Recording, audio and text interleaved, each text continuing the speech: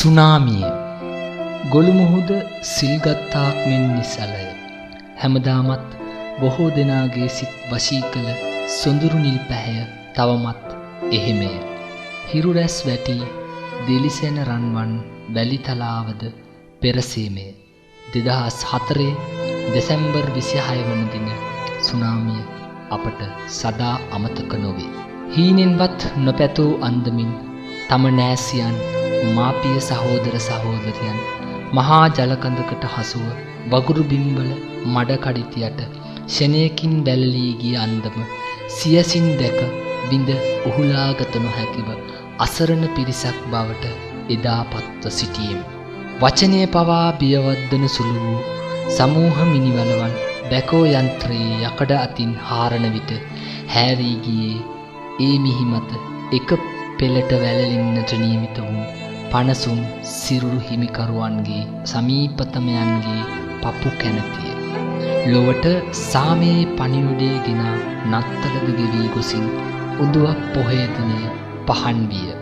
ඒ 2004 දෙසැම්බර් 26 වෙනිදා ඉතිහාසයේ නපුරුම දිනයක් වේ යයි කිසිවෙකු නොසිතූහ.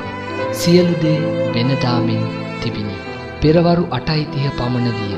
මුහුදේ ස්වභාවය සැනින් රළු විය. වියරු විය. කල්මුනේ මුලතු පොතුවිල් ආදී නැගෙනහිර නගර මහා ජලකඳකින් නැහැවී කීදොර හරක බාන මිනිස් ජීවිත ඇතුළු බොහෝ දේ මුහුද දෙසට ඇදගෙන ගියේ සුළුම සුළු කාලයකදී. හම්බන්තොට සතිපොළට ආ දහස් ගණනක් පමණ පිරිස මාතර නගර මැද්දේ සිටි පිරිසද සැනකින් වියරු ජල කඳට ගසාගෙන ගියහ. ගාල්ල නගරයේද එසේම විය. බලා සිටියදීම යට විය. ගාල්ල නගරයේ යටවන වීඩියෝ දර්ශනයේ ලෝම කම්පාවට පත් කළේ සුනාමියේ රුදුරු බව ලොවට කියා පාමිනි. වෙරළබඩ අනෙක් ප්‍රදේශවලද එසේම විය.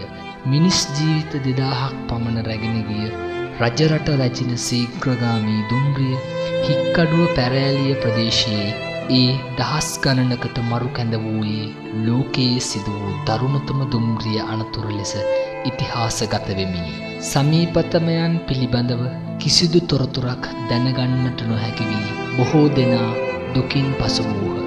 පසුදා පහන් වන විට අප රට එකම මළගයක් විය. ජීවිතයේ පිළිබඳව දහසක් බලාපොරොත්තු තබාගෙන සිටි අහිංසකයන්ගේ මලසිරුරු වගුරු බිම්වලත් නොයෙකුත් සුන්බුන් අතරත් සිරවී තිබිණි. මතක බණක් නොකියා පැන් නොවඩා අවසන් ගෞරව කිසිවෙකුත් නොමැති වූ ජාති ආගම් ભેදයකින් තොරව ඔවුන්ගේ සිරුරු සමූහ මිනි වලවල් වල තැන්පත් කෙරිනි.